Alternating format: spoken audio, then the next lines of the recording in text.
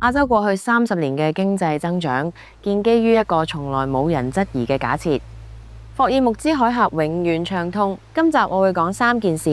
第一，呢個假設有幾深；第二，斷咗霍爾木茲海峽之後暴露咗咩；第三，歷史話俾我哋知，有啲中斷唔係暫停，係會永久改變系統。國際能源署總幹事喺 G7會議講，全球石油庫存跌得好快，剩返幾個星期嘅緩衝。睇完你會知道你嘅供樓利息點解同2條只有3公里闊嘅航道有直接關係。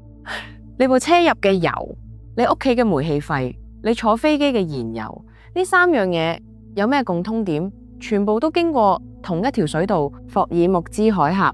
伊朗同阿曼之間最窄嘅地方大概33公里，但可以通航嘅航道只有2條，每條得3公里闊。呢條水道有幾重要？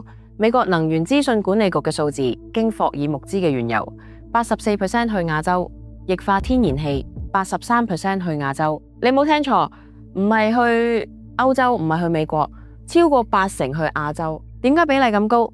因為亞洲嘅經濟結構有一個好清楚嘅特徵。東北亞嘅工業化經濟體，特別係日本、南韓、台灣，係最純粹嘅能源加工者，佢哋差唔多冇自己嘅石油生產，全部靠進口。中東嘅石油同天然氣運到亞洲，亞洲嘅工廠將佢變成塑膠、化學品、燃料、電力，再變成產品出口去全世界。珠三角嘅工廠要石化原料，日本嘅煉油廠要原油，南韓嘅石化廠要石老油，即係用嚟做塑膠嘅原料，全部靠同一條航道供應。重點係呢個模式喺商業層面係即時供應嘅。亞洲嘅工廠唔會囤積幾個月嘅原材料，佢哋靠嘅係持續不斷嘅船運。國家層面有戰略儲備，但儲備量有限，撐得住幾個星期到幾個月，唔係永續方案。今日嘅船載住嘅原油，2個星期後就會變成你部車嘅汽油。一旦航道斷咗，工廠嘅原材料好快就會用完。呢個模式運作咗幾十年。戰爭之前，平均每日約100艘船通過霍爾木茲，每個月大概3000艘。冇人覺得呢條水道會斷。亞洲嘅經濟增長就係建基於呢個冇人質疑嘅假設，能源會源源不絕咁流入，航道永遠暢通。80日前佢斷咗之後暴露咗咩？通航量差唔多完全停頓。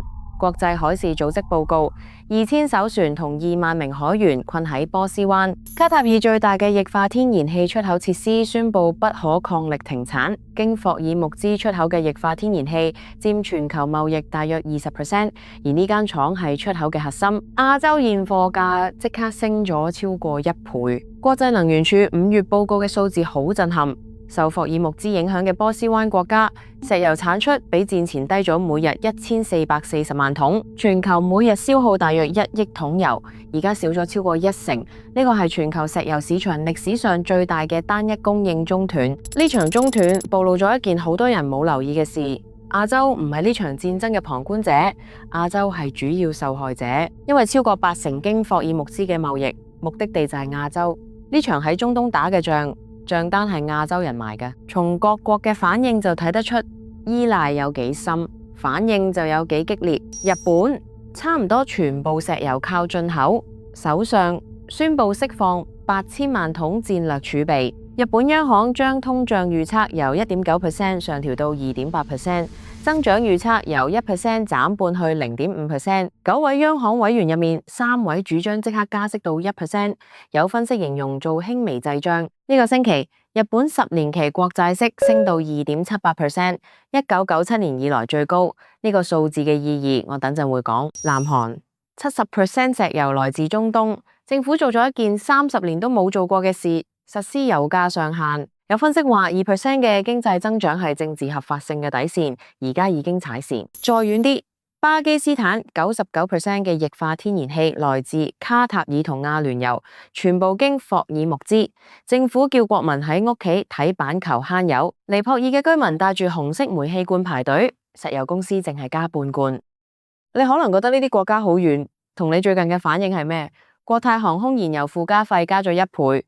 中電同港燈嘅燃料調節費按季上調，你將機票貴咗，你電費貴咗，背後都係同一個原因。有分析話，亞洲嘅煉油能力短期內極難轉去處理唔同來源嘅油，即係話你唔可以話中東嘅油斷咗就即刻轉用美國嘅油。煉油廠嘅設備係為特定油種設計嘅，適應需要時間同成本。呢個就係加工者模式嘅脆弱之處，你唔容易揀第二個原材料來源。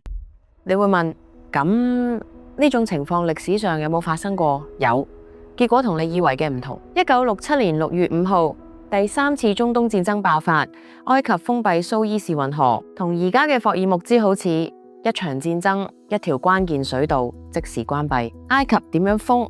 同伊朗嘅做法差唔多一樣，沉船、布雷、軍事化。有15艘商船困喺運河中間嘅湖入面，佢哋被沙塵吹到成隻船變晒黃色，有個名叫黃色艦隊。困咗幾耐？8年。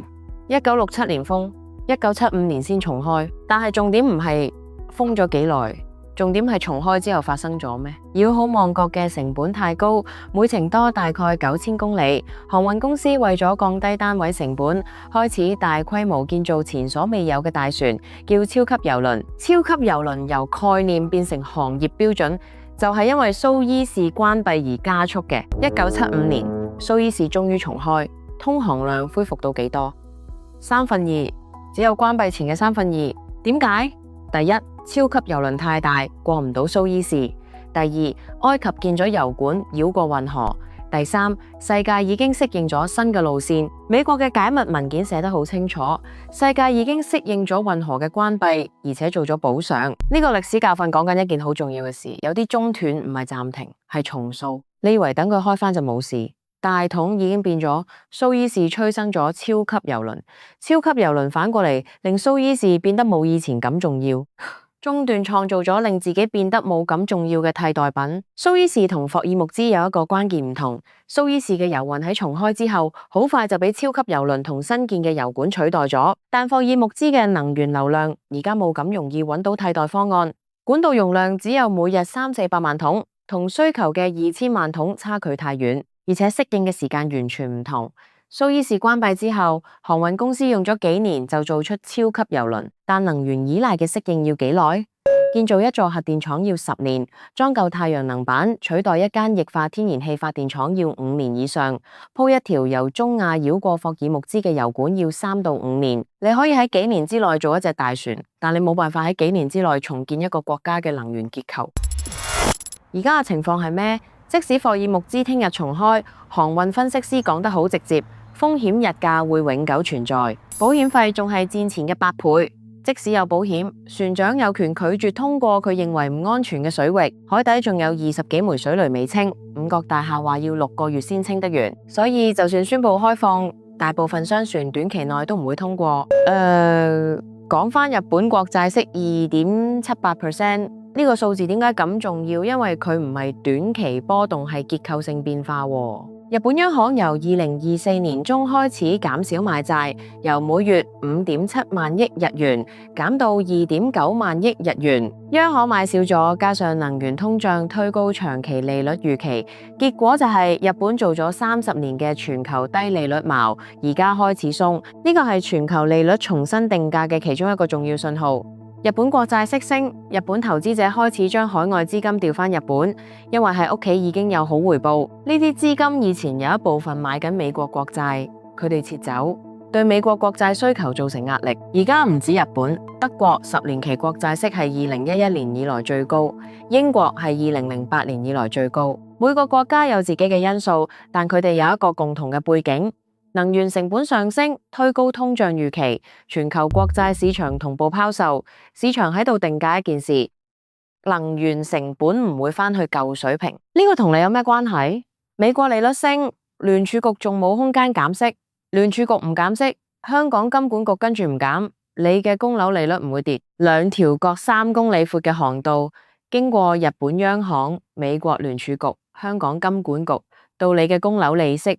中間每一個環節都係因果關係，唔係巧合。仲有一樣嘢喺度發生緊，你有冇留意到喺呢場危機入面，有一個亞洲大國表現得相對從容？中國。中國進口嘅原油大概一半來自中東，而且係全球最大原油進口國，進口依賴度超過70%，理論上應該好同。但中國有幾樣嘢其他亞洲國家冇，第一，中國有來自俄羅斯同中亞嘅陸路油管；第二，中國國內有石油生產，每日大概400萬桶；第三，中國一路喺度建戰略儲備，所以中國受傷，珠三角嘅工廠一樣受原材料成本上升影響，但唔致命。而家中國開始做一件重大嘅事，佢定位自己做亞洲嘅清潔能源供應者，太陽能板、電動車、風力發電機。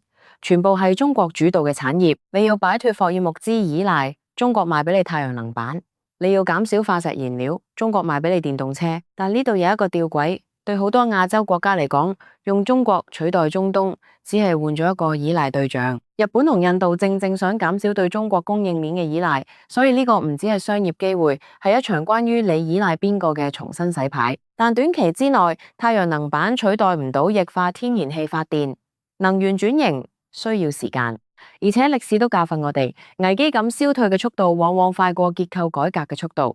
1973年石油危機之後，全世界都講能源獨立，但幾十年後依賴程度仲深。呢個時間窗口入面，亞洲仲係困喺霍爾木茲嘅陰影下。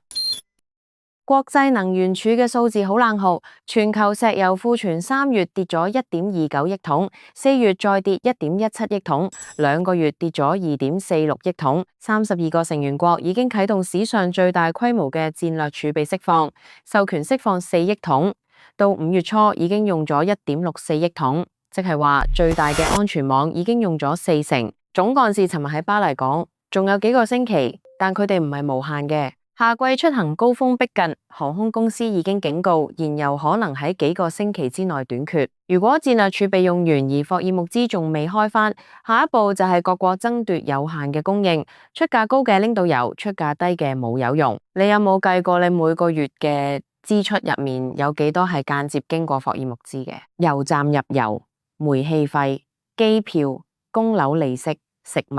因為超過30%嘅全球化肥原料都經霍爾木茲出口，你未必直接感受到呢條水道嘅存在，但佢會喺你每一張賬單入面。1967年蘇伊士運河關閉，催生咗超級郵輪。霍爾木茲呢次會催生咩？核電回歸、清潔能源加速、新嘅能源貿易路線。呢個答案而家仲未寫好，但有一件事，蘇伊士嘅歷史講得好清楚，系統唔會原路返回。我會繼續跟，我係港人港事，我哋下次見。